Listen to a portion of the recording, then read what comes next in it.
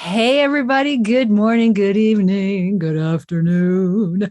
We are live on Friday for our Friday Inspiration for Photographers. I am Karen Hutton, and today I am here with Scott Kelby, the one, the only, the beast from the East. A beast from the East. I like I just that. made that up. Isn't that good? It's very good. It's very good. Oh, I love it. How are you? I am great. I just told my wife last week. I was watching some TV show, and this guy had a nickname of Pork Chop. And I'm Really? like, I want a cool nickname like that. And I told her, I said, I would like to be Pork Chop because I love his slogan. You can't stop the chop. Oh my God. Beast from the East. I think She Beast will from the not East do is it. the She will Beast from not the do East it. is better. B-E. The Beast from the East. I like Be. that. Yeah. And then it can be short, I'm just gonna be right now. So it can be like your Yes. meditative name, your superhero name, your, Yes. I should Much better probably than Pork do I Chop. need to introduce you further? Scott Kelby, Kelby One, Kelby Training, Kelby Everything. You're gonna find out a whole bunch more about Scott Kelby. Scott and I have been friends for years. I do classes on Kelby One, but and Yep. he's always so busy. I didn't know that he'd have time to do this, but I'm stoked that he's here today Wait. because this is a man. Wait. What? Wait. What? Wait. What? Regardless of how busy I was today, if you ask me to do something, I stop, I drop everything. It doesn't matter because you are the magical unicorn that is Karen Hutton. So it doesn't matter what I was doing today. I would have canceled it. You're such a Dentist flatterer. appointment, canceled. Who Doctor's cares? appointment, I would have canceled it. Regardless. Hall of Fame induction, canceled. This is your Hall of Fame induction. Didn't they tell you that part? I had no idea. Oh my God. And it's April Fool's Day, but I don't like April Fool's jokes, even though I like saying he's my April Fool. I don't like April Fool's jokes because they're always at somebody else's expense. And then I'm always like, feel bad for the underdog, and it's usually me. So I don't know. That's a whole. Well, I in that same vein, this is going to sound like an April Fool's joke, but it's not. It's actually a fundraiser that I'm doing. Yeah. I've created a series of bumper stickers that we're selling to raise money.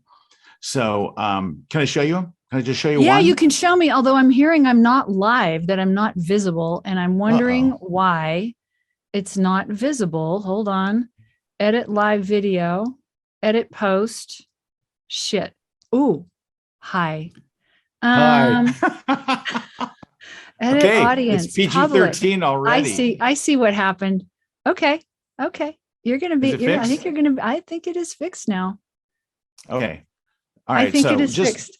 All right. Before we talk about serious stuff, though, I do want to share this one thing. It's like my only promo for this whole thing is I'm trying to raise money by selling these. So they're bumper stickers. I ate mutton with Karen Hutton. I have a series of them. I have a series. I've been putting with Karen Hutton for those golfers. Let's go strutting with Karen Hutton. Oh.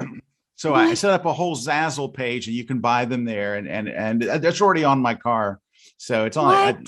They're everywhere. So You're insane. You're insane. Okay, you guys think about how busy Scott Kelby is. The Scott Kelby, the beast from the East, and he has time to do that. He's a graphic artist, clearly. Hey, and for those of you, yeah, I ate mutton with Karen Hutton. I'm not even going to tell you what my nickname in grade school and high school was, because you'll always call me that, and I won't like it. And then But I'll make new bumper stickers. Oh, ouch. So those of you who are watching live, we just got live. We actually started. You'll see that in the final broadcast. I just had it set. I didn't realize it wasn't public. Yeah, that's how I do things, because I'm a tech goddess in that way. So yes. Yeah. So we're all live now. We're good. Yep, there we are. It's funny because I'm sitting here going, yeah, I see it on Facebook. Well, I'm logged in. So it's on your Facebook. That bumper sticker thing. Yeah, I had to do something for April Fools. I had to do something. See, that's what I mean. There's always somebody at the butt end of it. Okay. It was hut butt. I'll tell you that. And now you can go with it. That's just fine. Let's go strutting. Let's go strutting. Karen Hutton. So Minnesota is saying hello. Hello from Minnesota. I love it. I love it. I love it. So Scott, Karen, I've got a whole, like, my brain exploded when I started thinking about what we could talk about. We could do a series. We could do a mini series. We could do a maxi series. We could just do a series. And so I thought we'd start easy. You kind of like start, you know, how you do at the surface, you warm up, Yes. you know, for your swimming. You don't want to get a cramp. So you just kind of swim and then you dive. Okay. Right. Okay. I like that. I like that too. Just made that up. Oh, look at everybody. Now you can all see us. 37 degrees in Rock Hill, South Carolina. Thank you. That's for me. They put that in there for me because I have this obsession. They all know this. I have this obsession with where everybody's coming from, calling in from, or watching from, and what the weather is. I always ask them on Instagram. They never tell me. Here they are. I love this. Deerwood, Minnesota. Oh my gosh. Oh, this is great. Okay. So I'll be doing that, you know, kind of looking at questions. So you guys out in live land, we have a group here with us in the live, and they are, but to get to do that, you got to be a subscriber. So if you want to join my mailing list, you're more than welcome to do that. But this is fun because everybody becomes part of the big family. And so they're all hanging out here. Let me see. Am I missing anybody? Okay, Scott, I promise I'll get back to you. And you're important to me. You really are. And I'll get there. Oh, there's one. Okay. So we have a whole group here. They're asking chats. Oh, I love this. In the chat, Sedona, it's in the 70s. It's sunny. Nice. Ouch. You're in Florida, so it probably is there too. Oh yeah, it's very sunny and warm. Oh yeah. Oh yeah. Junction City, Kansas. Awesome. Mooresville, Indiana. We had light snow. See, it's spring. You never know. This is why I'm fascinated. Alberta. My Alberta is here. 55. Okay. New Jersey, Prineville, Oregon, 20 degrees this morning. I think it was 32 here. 80. Scotland, Stonehouse, Scotland. What are you holding up? What are you holding? What is it there? That was my phone. 80 degrees. 80 degrees. Yeah, it was 80. Isn't that about 25 in Celsius, something like that? Bremen, Germany. Yes. Germany is in the house. Yes. Oh, I love it. I freaking love it. And if you want everybody to see your comment, make sure you make it for everyone, not just to a particular person. Yeah. And then Louisville. Oh my gosh, this is so great. All right. I'm going to pay attention to you, Scott, now, because you made time for me and you made bumper stickers for me. Yeah. Do you need to show that again? There's another one. It's called Hit the Button for Karen Hutton. So here's the series of bumper stickers that are available now. I ate mutton with Karen Hutton. Let's go strutting with Karen Hutton. I've been putting with, yes, for the golfers out there. I've been putting with Karen Hutton. And of course, press the button, the subscribe button. Hit the subscribe button for Karen Hutton. So that's our April Fool's project. Oh my gosh. I was not nearly that creative. It was all I could do to get, this going on. And even then I started not publicly. So that's awesome. So Scott, I want to talk about what you got going on right now, which I know you just finished a book. And I know this because there were times in the past months where I was like, hey, can you ask Scott? He's busy on a book. I'll see if he has time. So what was the book? What have you got? Is it released? Is it out there? No, it's on press. So it's very exciting because it takes forever. So Karen, generally it takes 6 weeks from the time your publisher releases the book to the printer until it hits Amazon's warehouses and Barnes and Noble's warehouses. 6 weeks. Mm-hmm. So the last book that I just finished, I have one on press and I just got one that just came out. Mm-hmm. I turned it in last October. It just came out last week. Wow. It just, with the supply chain issues, it takes forever. I was hearing people say they were trying to get books published and they didn't have paper. Yeah, Like, there's a paper issue too. We had to reprint one of my books because the paper that they did have was so bad that my publisher wouldn't accept it. They wouldn't even send me a copy to see. They're just that we're just canceled it. We're reprinting. really? They actually switched printers to a different printer. Yeah, there are Wow. paper issues. There's paper supply issues. So right now, mine I have one on press, and it's called the How Do I Do That in Lightroom. It is the third edition of the book, and it's has all the new masking stuff. They had a big change in Lightroom here with this masking stuff. It's a game changer, and I knew that I had to redo the book because I do a lot. You do a lot stuff a lot, and it's just it changes the way we work in Lightroom forever. It's so good. One of the best things Adobe's ever done in Lightroom since the very beginning. So Does that make it more like Photoshop then? It does. What it does is it limits the number of times you have to go to Photoshop. So it cuts down the number of times, and it uses AI. So it has the AI. So you know that when you use it, it's coming to steal your job. So it has that. And it's quite a big thing. So I just finished that. That is off to press, and the book that just came out that was since last October is called the Travel Photography Book. It is an entire book just on travel photography, and I'm very excited about it. It's been out since like October in ebook form, but the printed versions just hit Amazon's warehouse this week, and it's one topic per page. So it's just like, so let's say that the topic is photographing people for travel. Then you would turn to a page and it just covers one thing. It just has one single aspect.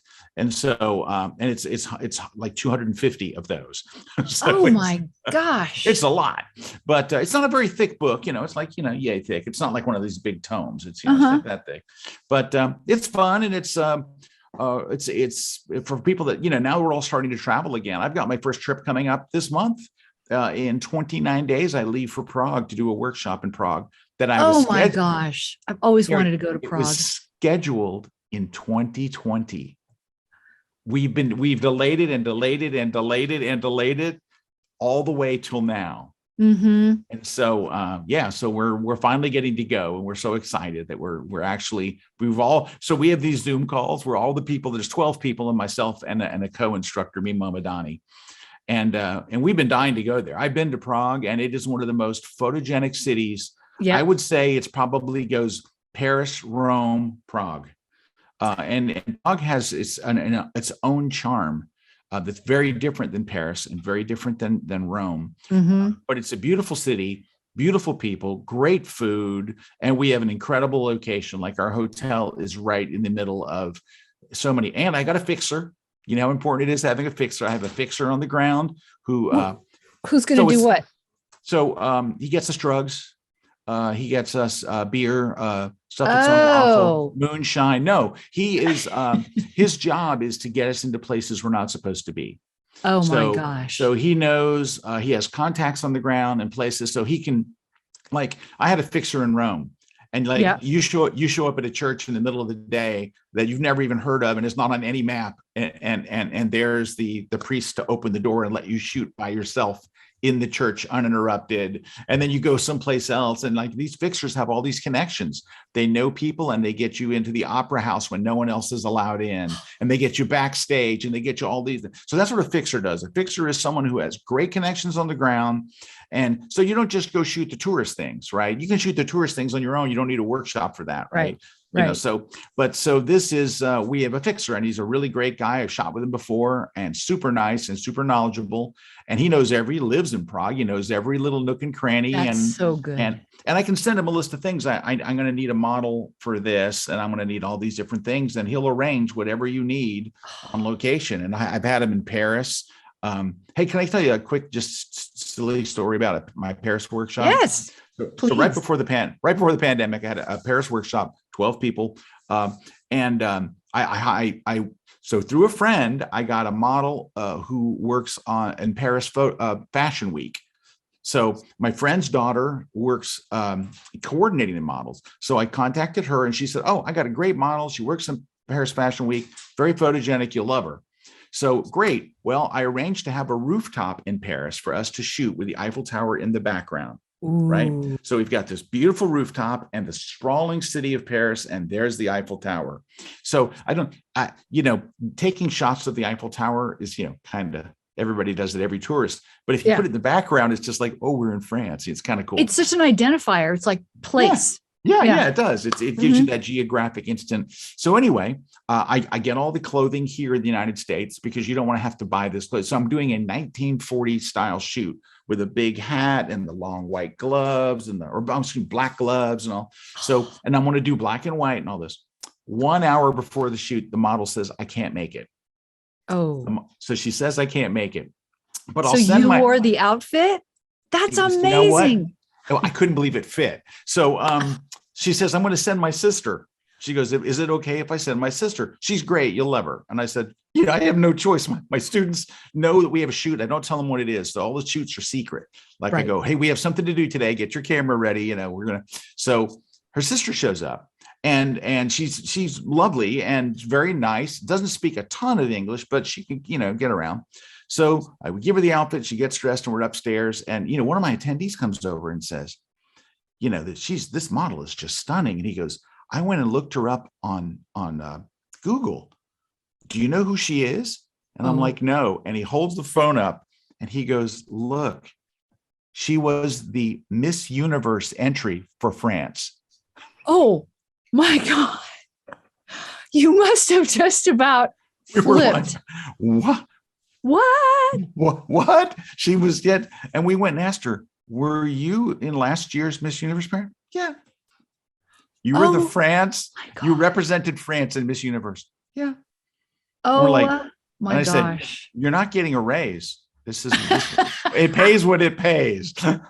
No, but she was very nice. And then we wound up shooting. We went to a different location the next day and her sister was available and said, yeah, I'd love to come. And so we had a real nice time. But how crazy is that? See, but that's that's just the magic of, I teach this whole thing about finding your creative, your artistic voice, right? And I talk quantum and I talk light and I talk about intent and love and light and energy and all this, woo stuff, but it's practical woo. And that's an example of it, because when collectively you get in this kind of like zone, it becomes its own little, it's sort of magnetizing, but more than anything, I don't know. It's like a portal into a magical world where the stuff you need and want just happens.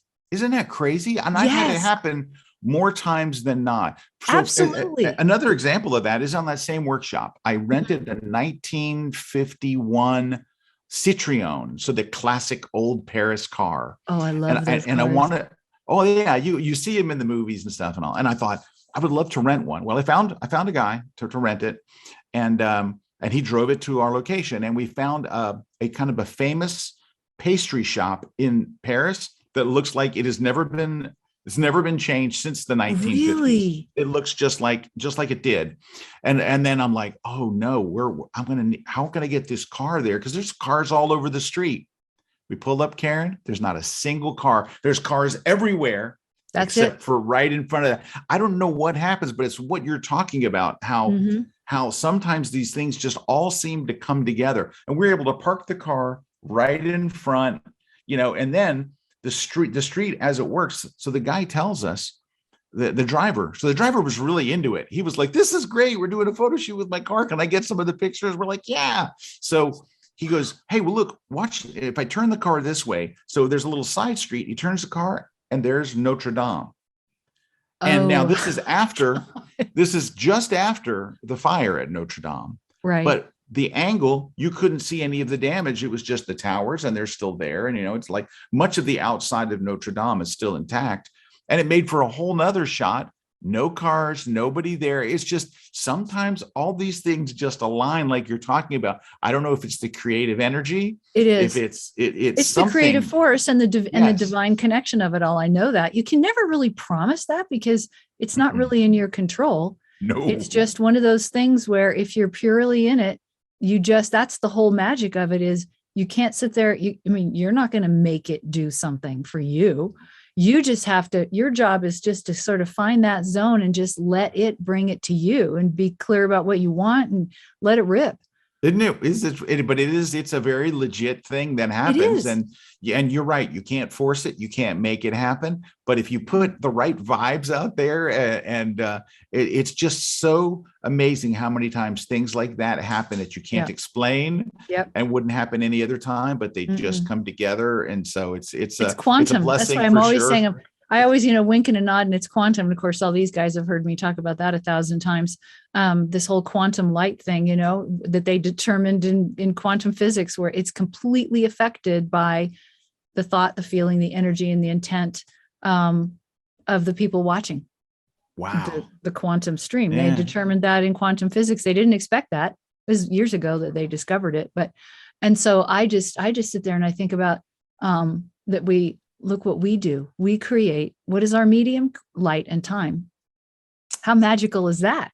There you go. One Yeah. of my favorite pictures of yours, and you loaned it to me for a class a while back when you were teaching one of our classes, is I can't remember the name of the rock, but it's at the base of Lake Tahoe. Oh, And it's Bonsai Rock? Bonsai Rock. And you Oh, have, the pink one. yes, that is Oh, such a yeah. beautiful picture. And when one of our, we used it for some promo stuff in one of our things. And I sent you a note and said, hey, I want to use this on my slideshow to show an example of when everything comes together, like the perfect composition and the perfect, but what came together, you shot it, of course, perfectly. Perfect composition, perfect everything, perfect post-processing. All of that was perfect. But you also had the perfect sky and the perfect moment. It all came together for you in that shot. And that's when the magic happens, when everything comes together, because we can do, as photographers, we can do our part, right? But at the end of the day, Mother Nature plays a role. And if it happens outside, Mother Nature plays a big role in what we do. And I've been to that same place. I don't have Mhm. any shots like that. That's why I don't show my shots from there, Karen. I show your shots from there, because Oh. this is an example of a shot that has it all the way through, from beginning to end, from front to back. Everything is there. The way you compose that shot, because that rock has been shot many times. You and I are not the first people to shoot it, but Mhm. you've done it the best. But I think it was your composition. The sky was perfect and all, but you that could be used in a college course on composition. Like, this is how you do it Hmm. to create depth and interest, because the depth in that photo is really, really great. So Thank you. hats I'm off to just you gonna, on that shot. we're sitting here yapping about it. I might do a screen share if I can. Oh, there it is. It's right there. Oh, I love this So shot. I'm going to actually do a quick screenshot. I mean, not because I think I'm so amazing. I hate it when people are talking about something and I'm like, well, what are you talking about? I want to see it too. Besides, I want to see if I can share my screen. It's always fun to see. Anytime Zoom works, it's great. I know, right? I don't even know what you're seeing. It says you started screen sharing. There it is. And then it probably shows everything on my desktop, right? Well, shut your desktop in the background. We can see the shot, no problem. It's Okay, it's good. there. Yeah, so that's what he's There we talking go. about. I mean, is whether it's a perfect shot or not, we can all debate that all day. But yeah, I mean, the truth of the matter is, you can stack the deck in your favor by, this was done during monsoon season, and we happen to have really good, sunsets, and you go out every night, and it just happens, right? But at the same time, monsoon doesn't always happen, and some nights are different than others. But it's like, I just think, how the first class I taught for Kelby one was about finding your artistic voice. And I went on and on about what do you love, right? Yep. And the reason is because love is the key. And everybody rolls their eyes and goes, she's so woo-woo. I've even heard it said, she's a good photographer, a little woo-woo, but a good photographer. Well, the thing of it is, love is the key, because what you love and really resonate with is what starts this whole quantum physics stream going. Of course, you don't stop there. There's a lot of technique and decisions and preparation and so on and so forth. But the composition is determined by the feeling of that, and by including the elements that you love. And like, it isn't about, rule of thirds, and then I have to have this many rocks and the leading line. You go, what is the story? What does it feel like? How do I want someone else to feel when they look at this? What is it about this spot, this scene, that is it, that would make somebody stop in their tracks? And so it's all a technique, but it's saddled up by the thing that you love, and the thing that you want to convey, and and your purpose in doing so and your message and all that. And that's why I say it's the key. It's like the door, the portal into the world that this sort of thing exists. And when you do that, I do actually find that I'm not going to sit here and tell you how it happens. I think it's divinely orchestrated, but the world is divinely created. So if you're on that wavelength with that level of love and intent, something amazing is going to happen. You just don't always know what it's going to be. I didn't know it was going to turn out like that. Right. You never know. But those something clouds amazing. and all. But there was also, I mean, there's great camera technique there as well. Well, but because if the way you compose that, I don't know if you notice it, but I don't know if people looking at it realize. So you have this great foreground object, right? The rocks right there in front, and they're sharp and they're crisp. And well, I'll just lead you through it. Why? Because I talk about this photo. This is funny. I didn't expect to do this. I'm going to put it on this screen. Can you see it? Not yet. Well, there really? we go. Yep. Now we can. Okay, there good. it is. Okay, cool. So, all right. So you have these rocks in the front, and you notice that it starts. She has the brightest rock is in front, which is, she's telling you, look there. All right. And then the whole rock formation tilts off to the right. And this is where you decided, because you can shoot this rock from many places and from many, right. You intentionally said, this is where I want to set up my tripod, etc.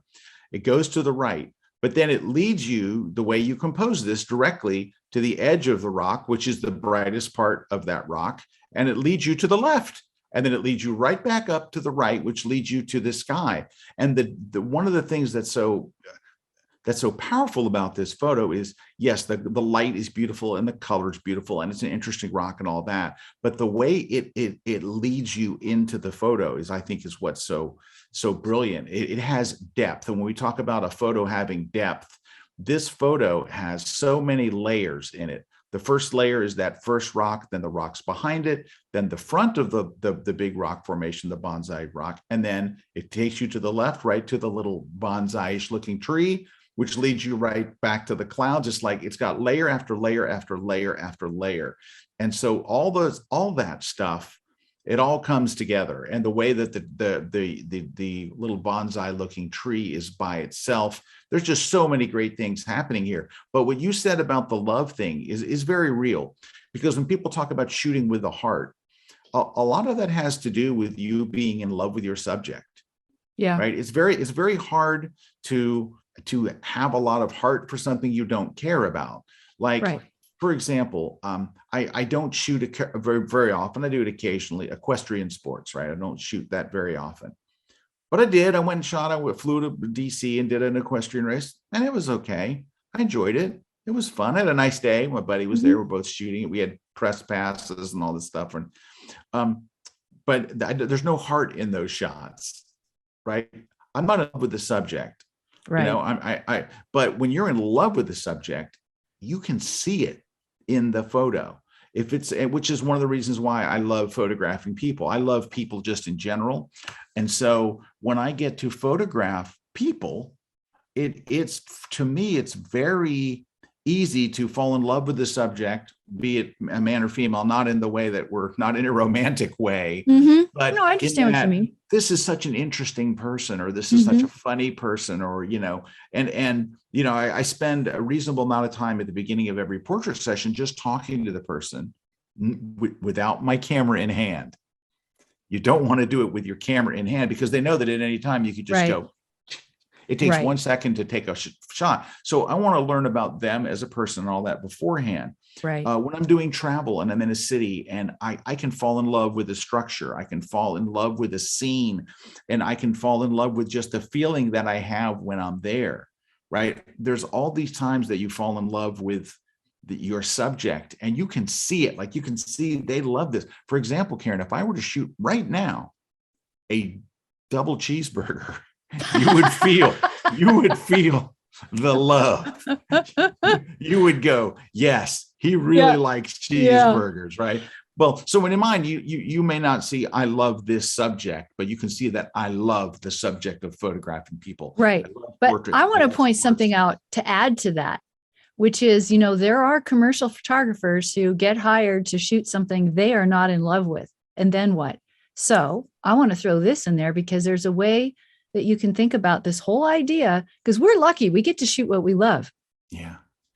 But if you have to shoot something, or you're asked to shoot in a way that you might not love, rather than set up the conflict and the dialogue in your head. I learned this in acting, because in acting, and of course I still do voiceovers. And so I get handed scripts that I'm just like, seriously, like, why should I give a crap about this? But they do, they love it. So like, I remember even back in my acting days when I did industrial and corporate videos, and I'd have to go in, like, say, Audia. Back in the day, there was Audia temporary services where, you'd hire a temp to come and do a thing so I had to go and be one of them. And I had I was just a budding actor. I didn't have a lot of money. So I had a wardrobe of clothes that I would never in a million years wear except for work. And they were like the lady suits, Oh yeah. Oh my God. I hated those. I had like that wardrobe. And then I had because I was training horses for a living at the time. So I had my lady suits and then my riding clothes, because I didn't have enough money to have both. And so, or to have, like dress up clothes and a business wardrobe. Right. Anyway, so I just remember going into Audia, and I learned this in acting school, that you have to find the love part, because you have to find, if someone is working and they believe in the company and they love the company and like they're really into it. So this is ruling out anybody who feels sort of, I'm just doing it until I can do something else. This is somebody who loves the company. What is it they love? What is the service? How are they serving people? What lights them up? And you can make it up. You can decide. Like when I would do Clorox commercials, I didn't like doing laundry. I didn't like anything domestic. So Clorox commercials, I have to get excited and be a mom. I'm like, seriously? But I substituted the idea of Clorox for chocolate. That's good in any instance, by the way. You can substitute anything for chocolate and it creates a happiness. Exactly. Chocolate is pretty much the glue that holds life together. Society, and yeah. So I would use that. And so when I do voiceovers, I have to find the heart and soul for them, who they are and what they love, and be that. So sometimes you have to find that. And when you do, you begin to see different things and different possibilities and different ways of framing and ways to love the subject and love the client, because anything, my dad used to say this all the time, anything worth doing is worth doing well. Right. Yeah. Otherwise, why bother? Just don't get out of bed. So this is what makes you, or part of what makes you, the magical unicorn that you are. I struggle with that stuff. Like I've had to do a lot of product photography. I mean, an editor of a magazine, you know how many printers and cameras and lenses I've had to shoot. Like we actually built our first studio was built to shoot product review shots for reviews. And I didn't even write the reviews. Like I didn't write the reviews, but somebody wrote a review on us on a printer and I've got to shoot the printer. And I have a very hard time picturing that printer as chocolate. Of course, I never thought of that idea. So now maybe you will. You have, with your imagination, you'll come up with a way. And the thing of it is, when you can do completely legitimate professional work, just showing up and taking a picture. You can do that. If you're technically good, you'll have a technically good picture, and that might be enough. But that's the low hanging fruit. So when we talk about taking that extra step of, okay, but they're paying me a lot of money to do this thing. Why did they choose me? Because of what I have to say, the way I tell the story, because I'm unique. And so are you. So are you. So are you, So what is it about this that you can find to bring your voice to? And see, in voiceover, you can't hide any of it. It's so naked, right? So because your voice, and I equate this to artistic voice also, your voice is hardwired. It's an instrument, just like, instruments. It's hardwired to your body, but it is designed to broadcast all of who you are on every level. Think about that. Yeah, so now you can't hide behind that. You can't hide behind it. And I don't think personally, I think that understanding that allows you to leverage the way that you photograph and what you bring to what you do in a different way, knowing that you are broadcasting what you're thinking. So, a technically perfect photograph that doesn't say anything other than that is, to me, understandable if you're professional and it's serviceable, it's professional. You did the job, but you didn't really Right. show up. You didn't show up. Yeah. Yeah. So I'm suffering from that problem, Karen. Well, I get can help with that. yes, yeah. Well, you actually just did. I'm Yeah. going to have to change the way I think about it because Mhm. like when I do those things, when I do product photography, which I've had to do many, many times, and other things, I've had to shoot flowers and things that are not like, I have a folder called miscellaneous and it's all that stuff. Now, Mhm. I will tell you this. And If I'm it has a really general name. Landscape photographers do the same thing. They take really general photographs sometimes. I think they of all right. the genres, I think they suffer from that more than anybody. Go ahead. Yeah, I would agree.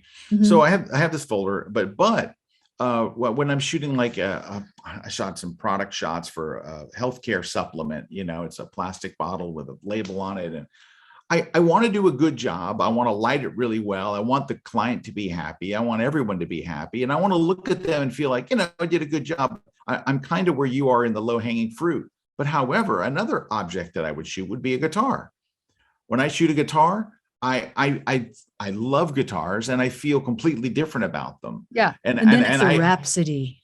yeah, then it's like, and then I need music playing while I'm doing it. Like when I'm shooting a jar of stuff, I'm not putting on music at all. But when I'm putting that guitar there, you know, I'm really working it. And I'm really trying to get just, you know, the edge rim light. And I'm trying to do all this cool stuff to the guitar and trying to find different angles. And I go through all this crap when I shoot a guitar. I set up a Manfrotto super clamp, and I used a suction cup because I got to tour the Fender headquarters, which is in Phoenix. And My husband and plays a Fender, by the way. I think it's like a oh, does he? 1961. Yeah. His Oh, he's very got a first good one. bass. He's a bass player, not a guitar Oh, player, but yeah. So he yeah. has his old original Fender he got when he was like, I think he was 11. Oh my gosh, that's got to be worth some money from the 60s. Oh my gosh. Yeah, I play bass as well. I have a Fender Precision right behind me here. Right over there. That black and white one, that's a Fender Precision bass. And Beautiful. I have another bass. I have basses just here and there. Okay. So but then I put a suction cup on it because when I went to the Fender factory, I met the guy who is their photographer, who shoots all the official Fender shots. He had a beautiful studio and he was a Kelby One member. And he's like, hey man, let me show you how I shoot these. I'm like, oh, he's going to shoot me. And he had this whole rig and I went home and bought the same rig. And so you can tilt it any way you want. You got to make sure that suction cup's on there good, because if not, your guitar goes crashing. Never had it happen, but I've always worried about it. I know. You get one of these super suction cups that goes and it pops it on there. I don't trust him. I don't care how good they are. I don't trust them. Oh, I put suction cups on cars and stuff, so you have to be able to trust them. But yeah, I'll go through all kinds of lengths, but it's because I already have the built-in love. It's finding that love and this is what you're talking about. This is exactly what you're talking about, is when you don't have that built-in love. How do you find it? Now you have the advantage of being having that acting background really helps. The voiceover background, because you've had to, you know, portray somebody you're not all the time. They never say we want to hire you and be Karen Hutton. You're like, no, you're going to be a mom. Wait a minute. No. Yeah. It isn't that I am not that person, because, you know, everybody thinks that about actors, but if you're a really good actor, that person, and you've been asked to play that person, somebody sees you as that person. Oh, that's true. So where do you find yourself? Because you have to connect the thread of who you are to that person. Otherwise, it'll never fly, and you'll never get cast as that part. And this is why I don't do acting. This is one of the many reasons. One of the many reasons I do have the. No, you act. When you go, we all act when you go to a party. You know, if you're hanging out at home, you're all Scott. We all are all who we are. You hang out at home, you're that person. You go to the tuxedo with the gin and the juice. You're that guy. Is that the same Scott? Yeah. You're just at different parties, just different handshake. Yeah. It's all you. Yeah. We're not just one color. Yeah. No, that is true. I'm yelling at you. Listen to me. But I do struggle with this stuff. I do struggle. This was it's a great thing to talk about, because you're reframing how I think about things. I would go into the shoot for, whatever the photograph I'm making. I've done wine shoots for wine companies out in California, different things. And, the wine, I really enjoyed that shoot because there is a romance that comes with wine that I think made it kind of a, and I could use dramatic light and a little sliver of light. I use some like 4-foot soft boxes, strip banks, to put that little highlight but I had to study wine photography before I did it, because they're like, Right. can you shoot our wine bottles? I'm like, well, yeah, I know lighting, but I've done demos on how to light wine, but I've never done it for a paying client, so then I had to really study and I Well, guess and like so, you would for any role.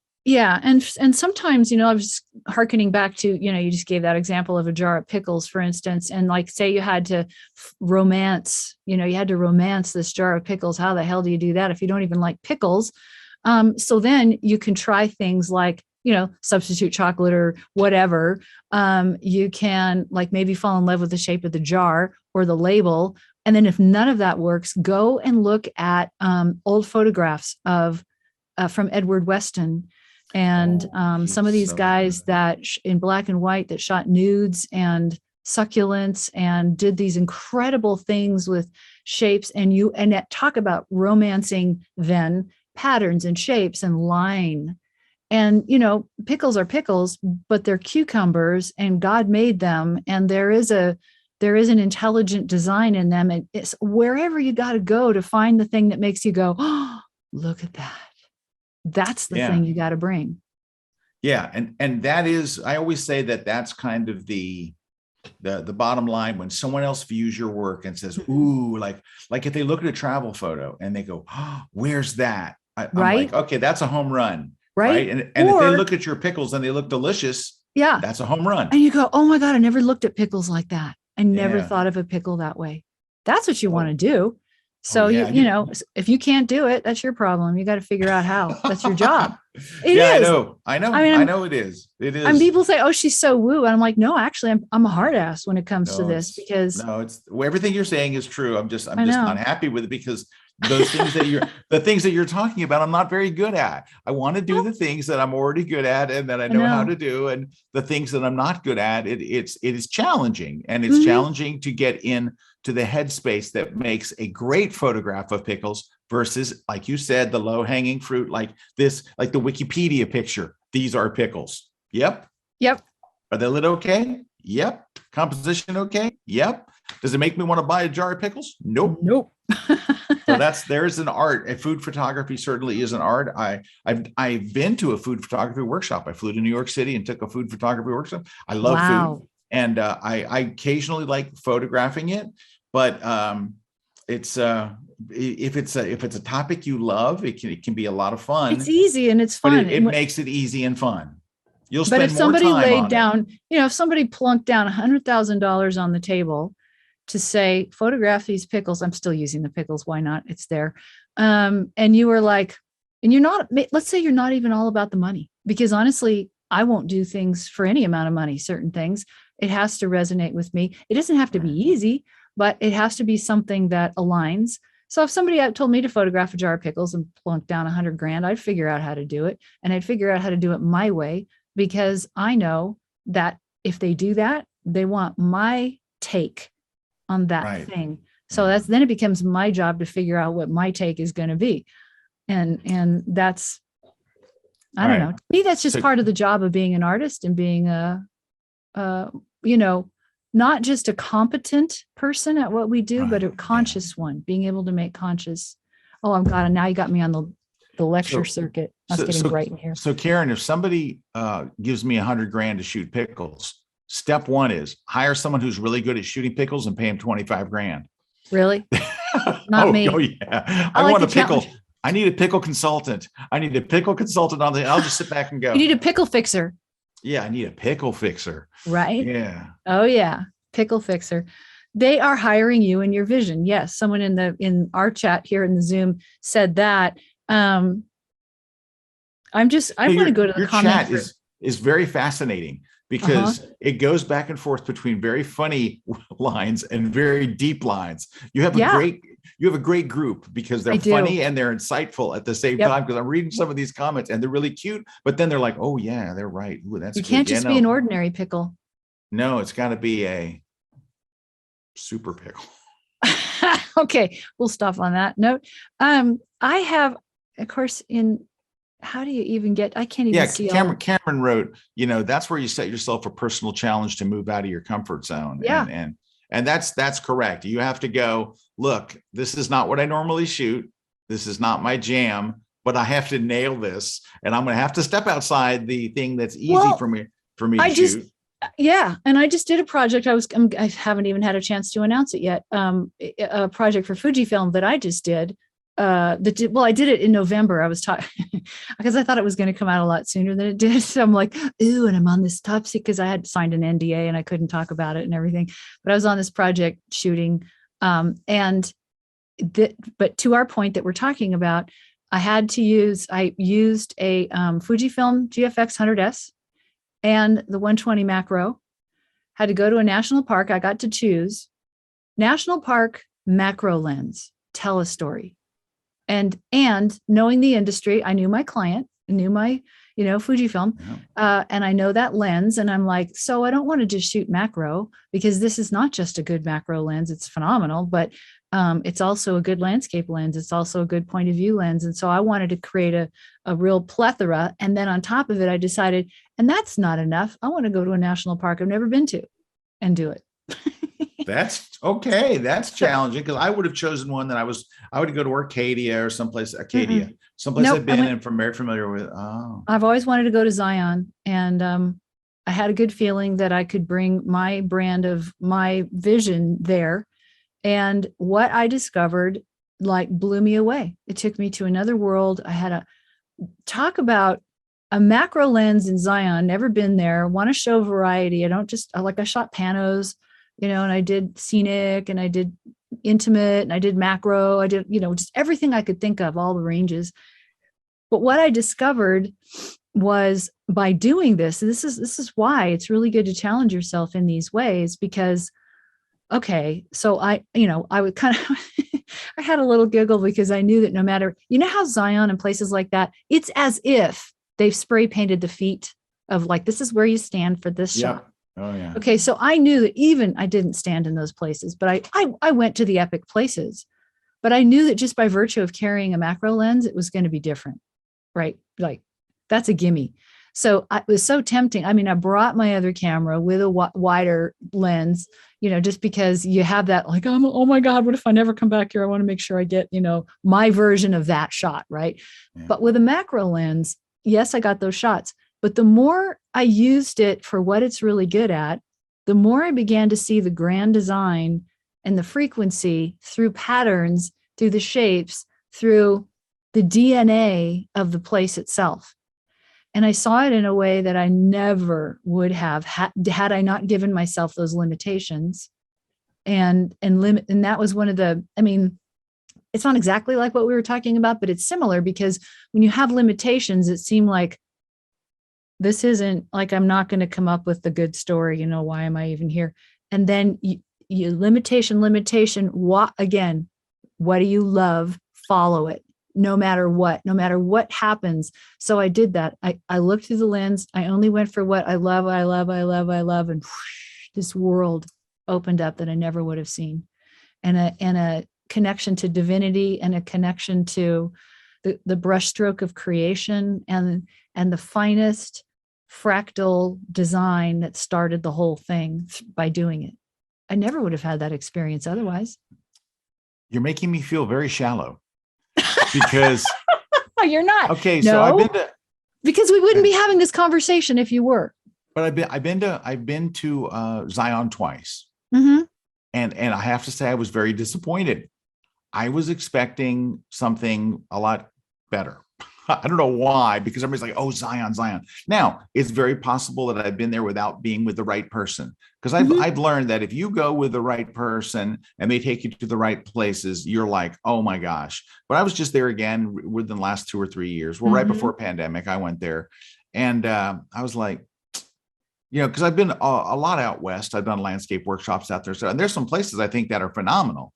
But I was disappointed. And so it's either me, or either I'm wrong or everybody else is wrong. I'm thinking it's me. I'm thinking if everybody loves Zion and I don't, there's something wrong with me. So I need to go there with someone who really knows. But So when you're talking about this experience that you had, and I'm like, well, crap, I didn't have that experience. I was just like frustrated there. I'm like, there's got to be something better to shoot than what I'm shooting here. It's like if you asked me tomorrow, hey, you want to go to Zion? I'd be like, nah. Well, it's like the pickle jar, you're looking at it's a jar of pickles, whatever. I'll take a picture of it. I'll light it well, whatever.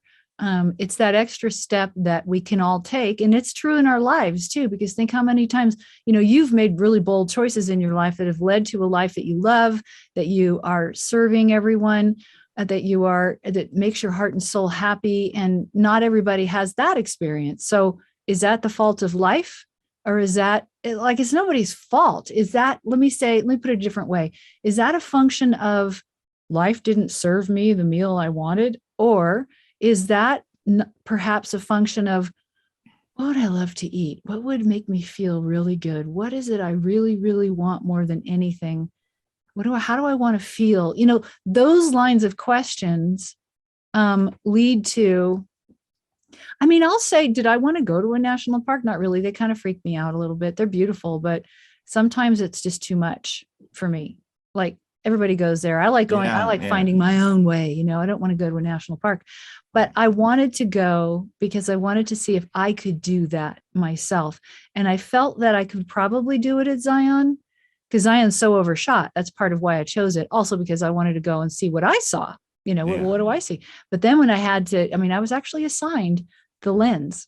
So they said, use a macro. And I was like, honestly, I'd rather do that than what I did. I think that your assignment sounds like a really neat thing because it pushes you, it forces you to look at things through a different way. The fact that they wanted you to use that body and that lens, I think is fun because you're going to be challenged going into it and you're ready for it. And I saw a comment that Gail put in the comments here, and I really like what she says. She says, perhaps go to Zion with no expectations. Because that sounds like kind of what you did is just connect with the space and see what you then create. So I went in there with expectations, and I was expecting to see all these amazing places that I missed the first time. Well, and didn't we just earlier talk about when you go, we were talking about the quantum light stream and how it's completely affected by your feeling and your expectation and your intent. Think about the experience. You're not helping, Karen. You're making me yes, feel worse and worse. In the big picture, Scott, I'm helping you. I brought all kinds of negativity to that shooting. Look what I got. I brought negative. No, I did. What? You know what you did? You just wrote your next book. You just wrote your next book. Did I? Yep. I'll help you write it. I can tell you that was a lot easier than write than the last one was. But I think I kind of blew it. I think Gail's right. I went in there with these expectations, and I'm finally going to see what everybody loves in Zion, and I didn't, and I got frustrated, and I came away with nothing. Watch my film. We made a little film. The other thing we did, my husband videoed it. He's never videoed. I taught him. He learned. I taught him a lot of stuff. He did a bunch of learning on his own, learned how to use a gimbal, did all this stuff, shot it, but my best friend edited it. So it was like this family, creation. Oh, that's and nice. It just had the heart in it, and it did the thing. I'm going to watch your film. Well, now I sound like I'm all tooting my own horn. But what I'm trying to say is that I do my best to walk my talk and stand for something that I feel like people are missing. Well, not only to stand for something I feel like people are missing, because it's a stand for what I believe and what I want. I had a vision when I was a kid. I had a vision standing on a stage, mouth open, talking, and my arms were outstretched, and I had this incredible audience in front of me. It was like in an old Vic style theater. And in this vision, and it was like it was happening, this huge column of light came down, and it washed right through. It was bigger than me, washed right through my body, out my mouth, out my gut, and out my hands, washed over everyone and transformed them. I was 8 years old. What the hell do you do with that? So you do more with it than my dream, which is I'm standing in a grocery store aisle naked. So I think that's your dreams. See, this is the difference. I just didn't actually publicly talk about that one. Yeah, this knock yourself out. Hey, but Karen, I do have an idea. Yeah. All right. Now, it's going to sound like a marketing idea, but I don't mean it that way. So you've done this film, right? And the Fujifilm project, right? Yeah. You know what you should do What should I do, Scott? No, this would be great. No, this is where you're my Yoda in these departments. So we did this with Jay Maisel. So we produced a class with Jay Maisel where we went to New York. We had 3 cameras and we had Jay mic'd up, and I was with Jay, not teaching the class. I'm just there kind of as a moderator or a guide. And we started in Jay's doorstep in New York City, and we just went with the crew. We're on subways, we're in taxis, we're in Times Square, we're just all over the place with Jay mic'd up, just letting Jay be Jay. And then we converted the entire thing to black and white, and it's brilliant. Our video team did an amazing job, and Jay is a living legend. However, when it debuted, we flew Jay down to our studios, and we debuted the film. Oh my God. And what we did was we would stop every 20 minutes and do a Q&A. You should do that with this film that you did. You should air it like a premiere, and then 20 minutes in, stop and do Q&A, and then go back and just let everybody watch the movie. Just let them watch it, however long it is. Now, there's other people involved in this, right? That were behind the scenes. I was the only one in front of the camera. Oh, really? The whole time? Ooh. It's not long. It's 4 minutes. It's, you got to air it. You got to do a premiere. You got to do a premiere. Wait, it's only 4 minutes. Can we do it on the grid? What if we did it on the grid? You want to do that? Or on my show, and we'll play all you 4 look minutes. At it. I'll tell you what. You look at it, read the article. I don't have to look at it. I don't have to look at it. I don't have to. I want to see it with everybody else. Look, if you did it, it's magical. It talks about gear. It talks about the gear, but I got to say my piece. Okay. I don't sign an agreement with anybody. I can talk about anything. Oh my God. I love Fuji cameras. They're awesome. Yeah, they are. I have no anti-Fuji thing. Oh my God. That would be so much fun. Because next Wednesday, 1 week from the day before yesterday. Let's do it. I should look at my calendar. I think we air the whole thing, and then you're right there to answer questions about it. I think I can do that. Oh my God, that'd be so much fun. Yeah, we'll do the premiere. We're like the premiere, and we'll make a poster, and we'll have drinks.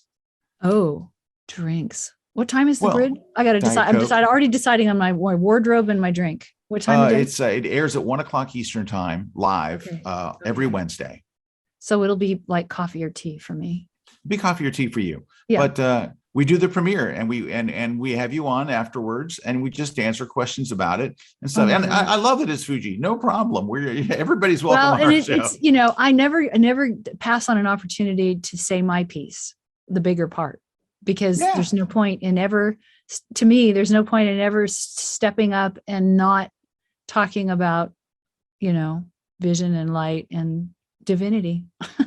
Yeah, right. These are parts of our lives and part of the creative process, and you can embrace them and enjoy them, or you can fight them and think that they're not there. But things happen that there are no explanations for. Exactly. And I, now that I'm thinking on my shoot that Gail opened my eyes to, as you did as well, that I went in there with the wrong attitude, and I came out with the wrong photos. But isn't that a perfect example of voice? Like, again, it's me. This is through my lens of artistic voice. And I'm, getting ready to do my 6-week course, taking my retreats online that I've done out in the world online to take the really deep dive on the whole thing. And so it's really on my brain right now, everything that we're doing. And so, but isn't that just the perfect example of a voice and how your work utterly, completely reflects your voice more than your technique. And again, landscape photographers seem to have the hardest time getting past that point of gear and the general shot. I agree. I totally agree. Okay. We're almost at time. Well, we are, let's see, we started a little late. So I'm running past the hour a little bit because we didn't start on the hour. And so what I want to say to you now is I want to shift gears and then we'll wrap it up by doing a final where everybody can find us. And I want to answer, I want to also do questions. There's a few good questions, both in Facebook and in the chat. So, but I want to do 3 of these words. I came up with a list of words, and I'm thinking maybe we should actually do this as like a back and forth article or something, or else do this again. Because I came up with how interesting would it be to ask Scott Kelby to respond, whether it's in riff style, and I wasn't really sure how you would respond to this, to words that I think are worth considering because they're packed with way more than what the word means in the dictionary. Okay. And we've talked about one of them today. It's actually 2 words, but it's one idea. And I'm curious, if I say to you, creative force, where does that take you? See, that would take me to I would look at that as in a business way. Like creative force would be someone who is doing a lot of creative things. So, Okay. there's some people out there that have so many different creative outlets. So when you say the phrase to me, creative force, I'm thinking, oh, that person is a creative force, like That's Frederick so Van. interesting. I Like see that. Because a lot of what I have to do is, I'm running a Is business that. and, Mhm. I've got 30 something employees. I'm always trying to make sure, everyone's taken care of. And so when I think of a term like that, I'm thinking it from a business aspect. Creative force is someone in our industry. And there's many, many people like this that have all these different hats. And I would describe them as, oh man, that guy's a creative force. He has podcasts and he has books and he has this and he has that. I think of someone like that as, or someone that is just a fountain of creativity, like Joe McNally. Now, Joe McNally has all those things, right? But his creativity around what he does just blows my mind. I always say, Joe is an amazing storyteller in words. When you hear a presentation from him, he'll bring you to tears. When you read his writing, read one of his books, he brings you to tears. He brings you joy. He brings you pain. He brings it all. And then through his photos, just by themselves, without him even talking about them, right? I would say Joe is a creative force because he has all this amazing creativity. He creates all these amazing projects, and his work is out there everywhere. It's like to me, he's a creative force. So I'm looking at it completely differently than you. When you say creative force, actually, pops in my mind. Do you know these were, so I'm just going to ask you a couple of them because there's actually 1, 2, 3, 4, 5, 6, 7, 8, 9, 10. There's 10 words that, and I came up with them because you make me think of them. And creative force is one of them. And somebody just said it, your whole roster of teachers is a creative force. And to me, yes, but to me, what you just said, I think of it as in a business way. And I'm like, there you go. That's how you do your creative force through your business. It doesn't matter however you see it. To me, you are a creative force because of what you have created in the world for all of us, and the legacy that you've created for all of us, and the people that you've brought along, and the way you do what you do. That is, man, you are a creative force. And that's why I thought of it. So I just didn't want to say all that first. I wanted to just see what you thought of it, how you think of it. And I don't think of myself as a creative force. I think of myself as a sleepy guy. You're funny. Someone who's tired a lot, would love a nap and a cheeseburger. Was there any of these words cheeseburger? There's no cheeseburger on the list. Okay. The other, here's another word. I promise not to use longer. I'll use shorter descriptions. No, you don't have to use. No, you don't. Okay, so here's one. Leader. Of course, now I've tipped my hand. So now I'm thinking of business again. I'm thinking of, at my company, I have a role as the leader, and sometimes I do it well, and sometimes I do it so miserably. It is one of the biggest works in progress is trying to be a good leader. It's way harder than it looks. I think I have it. My son has the leader gene. Both of us have that. We want to gather groups of people and go, let's go this way, and you want to lead them inspirationally, and I think I can do a good job on the inspiration, but sometimes I do poor on the execution. So leader, when I hear leader, I think of the word challenge is what I think. It is challenging trying to be a leader and lead any kind of organization, whether it's a photo walk or a class or anything. That's a very challenging thing. So, and again, I'm thinking of it strictly in a business sense, which unfortunately I got a bad feeling a lot of these things I'm going to feel that way. Yeah, but again, who you are shines through no matter what. You can't not have that happen. And to me, you are a leader. you are one of the big leaders in this industry and in everyone's thinking and everyone's heart. And it's because of, Well, you can't thank you. hide who you are. So you are a leader. But, And but I think I'm thinking in a smaller. I'm not thinking in the big picture. I'm no, just you thinking don't. when But I see, think that's the leader, thing. I'm thinking small, like my company and my people. Right. That's how, and when you're an artist and you think really specifically about what you love and, your focus is actually very narrow, but if you can bring yourself 100% to that, that's when it becomes like a presence that you inhabit that affects so many people just by them being around you and in your sphere. And that's what you do. And I was just curious, and that's how I see you. And I was Well, curious very to know kind. how you saw that idea, that leader, just of leader. A a It challenged is leader. Yeah, it's very, a very tough. challenge leader Very who tough. needs a cheeseburger Yes. toot sweet. Stat was what I was going for, and then toot sweet came in my mind, Right. that collided and it became tat. So I don't know. That's how the final word for this, and then we're just going to just check in with questions and comments, and I'll cut you loose. Sure. Artist. Well, I feel like an artist, and let me tell you why. Because I'm you're going to kill me when I tell you this. I doubt it. I feel like an artist more for what I do in post-processing than what I do in the camera. Because I've been on both sides of this. I've shot for newswire services where I have to do things very, very by the book. Like there's a set of rules of what you can do. I can't make the image look better than it did. In fact, the changes that I do in post-processing can only be to make it look more like it did while I was standing there. If I move a slider and it looks less like it does, it looks better than it did, then I'm breaking the rules of photojournalism. It's a very, very small box that you're stuck in. That's why I consider myself an artist, because I look at the scene and I want to create something beautiful. I want to create something that people will love. So it's changed how I feel about post-processing. For example, I used to, if I did a lot to a photo, I used to feel dirty. I used to feel like I'm cheating. I shouldn't be doing this. And I was talking to a friend of mine in the industry, and we were talking about landscapes. And I'm like, I won't put in clouds that weren't there. I won't drop in a different sky. And I had this little set of morals that I just wouldn't do and all.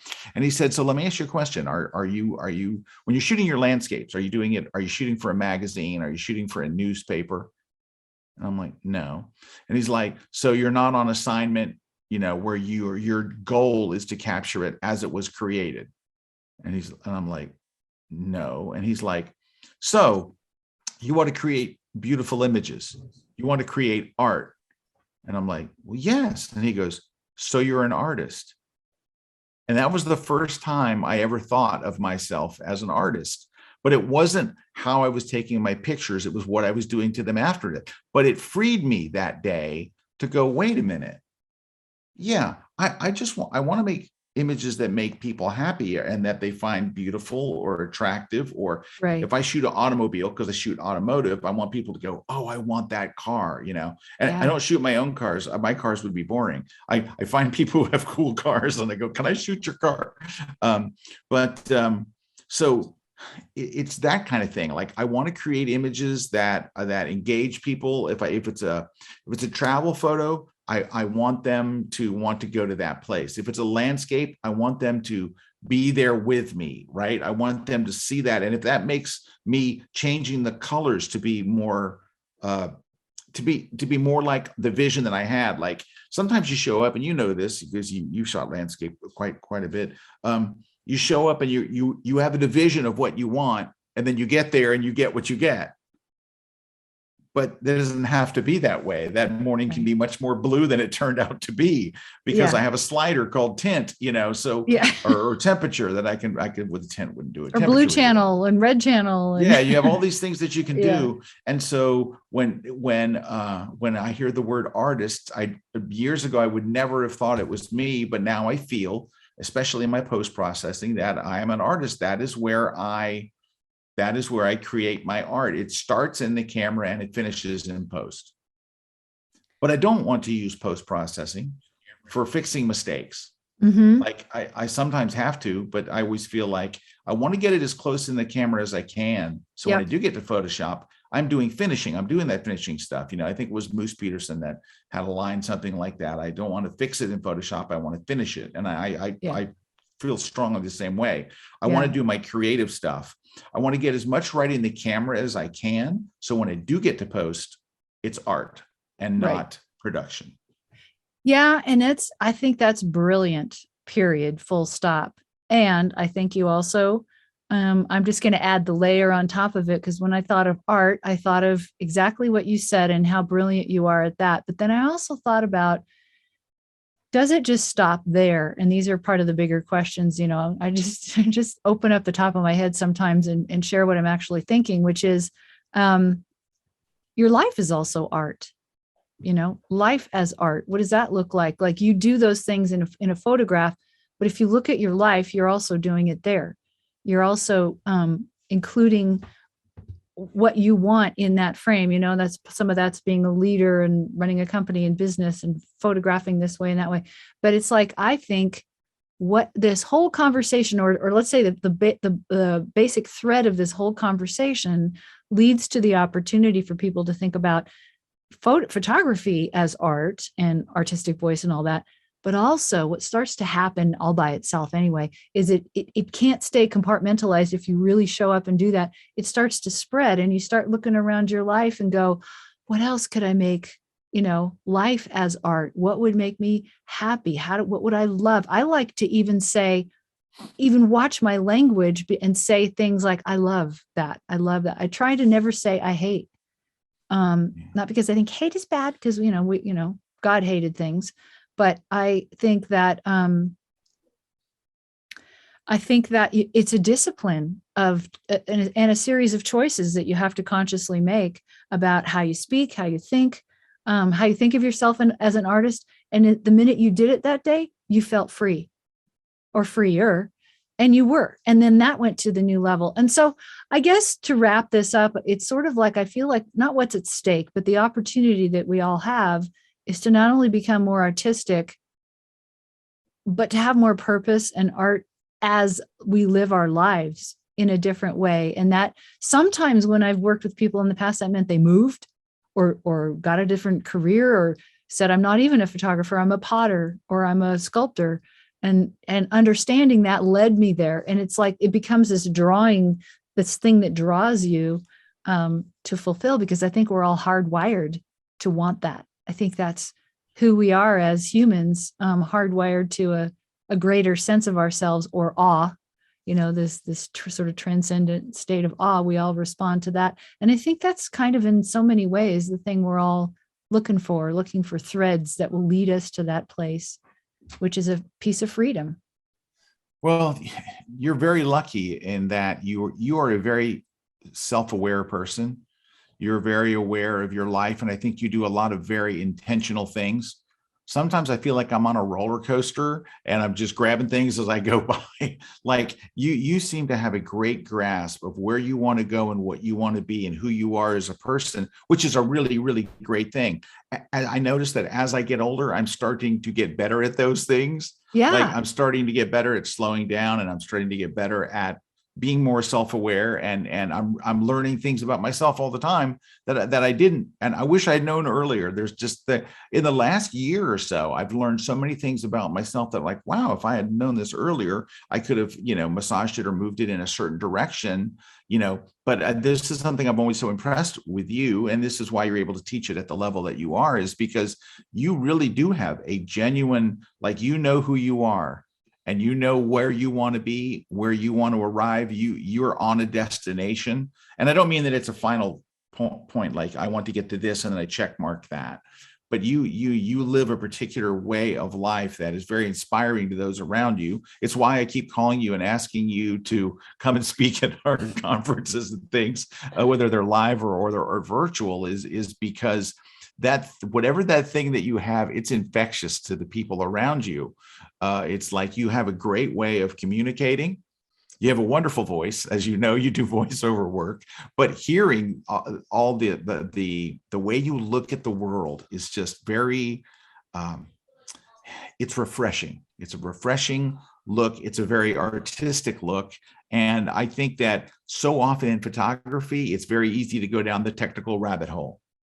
It's very easy to get all sucked into the camera and the settings and the gear. Don't get me wrong. I love all that stuff. I do too. I do too. But that is a part of making art. It's just like, for example, my wife, she paints. She's a traditional artist, and she does chalk, and she does oil, and she does acrylics, incredible. And all this crazy. She's the coolest person I've ever met. Yeah. So when she goes to the art store, like we go to Blick, which is our local art store, and she goes down the aisle with brushes, she gets so excited, and she'll get to this one brush. She's like, "Ooh, like I love this brush and all." That brush is a tool, but it inspires her. Right. Like that tool makes her want to paint. And I think that with our camera gear, that's what we need to focus on. That this is the tool. I want it to feel comfortable in my hand. I want it to do the things that I do, but it doesn't make paint. Like it doesn't actually put paint on canvas. You do it. That's you. And that's why all the things that you talk about, and why I keep asking you to speak at our events and things, is because you add in that missing piece that so many people are missing, because we're all focused over here on the gear and the technology and what settings do I use and what ISO, what lens is the right one for this and all, where you're like going, guys, whatever. You said it when you were talking about your Fuji project. It's one lens and one camera, and you have to go to one place. But the things that you bring to that made it special, made it magical. It's all that other stuff that you do so brilliantly, that you articulated in such a great way, which always makes me feel bad when we're done talking, because I always feel shallow. I feel like, oh my gosh, I'm just so. No. My world is this big, and Karen's world is gigantic. She lives in the big world, and I live in I've got a meeting at 4:00. Yeah. So but it's refreshing. It's why everyone that's here watching you is here, because you have this magical unicorn thing that is just so awesome. And I'm very grateful that I get a little bit of peek into your world and that you share all these things. So thank you very much. And this was great to be on here and to get to chat with you on this stuff that I don't get to talk about, because all I ever talk about is gear. Now I know that's what I thought questions too. And stuff. I don't want to, take all that time. But well, no, I'm so glad you did. And honestly, people, I'm going to go back and look at all these comments. I can't get to them on my computer, so I pulled them up on my phone a little bit. Somebody did ask if you have any more spaces left on your Prague workshop. You know what? I did not. Day before yesterday. The thing was sold out. Then I had a person that couldn't, when we rescheduled, he couldn't go. Somebody else came in last week and swept in the last ticket, but a guy canceled yesterday. His wife is concerned about traveling, and she was going to go with somebody who's watching. I have a spot yesterday that opened up. So how do I connect you to? Scott Kelby workshops.com.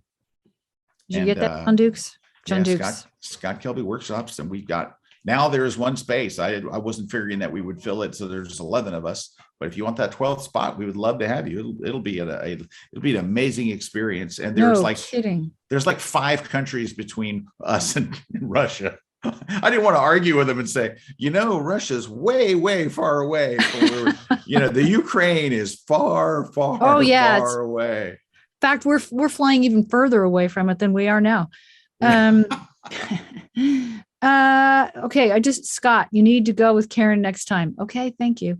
One's openness. Okay. Yes. Links. I remember. Okay. That class that Scott is talking about is a master class.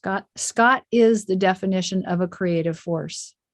Oh, that was very nice. Thank you. Well, that's why those words were on my list. I was like, if I were to distill down the things that say Scott to me, what would they be? Because I was having a hard time coming up with prose, question. How we were talking about topics, and you were kind of like, well, Karen hasn't told me what we're going to talk about, and I'm like, I don't even know how to distill it down because it's also by feel. Then I thought words, and those were some of the words. Someone says Scott has helped so many people excel in their career, including me. Oh, yep. That's great. Thank you. Mm-hmm. For as an educator, that's a home run, right? Total. When you write books or you teach or you do classes, you genuinely want to see the people that take your classes. You want to see them make great images. You want to see them Yeah. get results. And I don't know how much people realize it means to an educator when the student wins, right? When people send me work and I'm blown away with it, I'm just like, yes, yes, yes. And I love it. I love seeing, my students love, that's what you want to do. You want to help everybody down the road. I want you to make better pictures. Yep. All I want to do, if you say, Scott, what is your dream? I want to make people make the kind of pictures they've always dreamed of. That's my thing. I want to help them because I think we have these photos living inside us, right? We kind of know. And I think we generally feel like I can do better than I'm doing. Like, I don't think anybody thinks like I'm as good as I'll ever be. I think we always think my best picture still hasn't come out yet. So I want to be the person that helps squeeze that out of you. Well, you are. Oops. He must have he must have hit the whatever button. Oh, that's so funny. How did that happen? Good old Zoom. Well, I guess Scott's gone now. He may try and come back in. I'll keep an eye out for him. And let me just see. That is so funny that he just got so excited and then boom, he was gone. Anyway, I hope you guys enjoy this. Your comments and your questions and everything are so amazing. Okay, so to wrap it up, you know where to find Scott Kelby on Facebook, kelby1online.com. Scott is just amazing. I'm hoping he'll come back and do this again. And so those of you who are here with me in the Zoom, thank you so much. I just love having your presence. It's just so wonderful and we can feel it. And it's really, it really adds something. I really appreciate it. And those of you out there who are not on my subscriber list, you might want to join in because I have switched from doing it on Instagram. Bye, Joe Hudspeth. I would love to come see your horses. Those of you who are out there in social would like to be a part of this, join my subscriber list, Instagram. Sorry, Instagram booted me on these things. And so we're here and I really appreciate all of you being here. And so on that note, wow, my heart is so full right now. I can hardly stand it. Thank you. I love all of you and we'll do this again. Bye.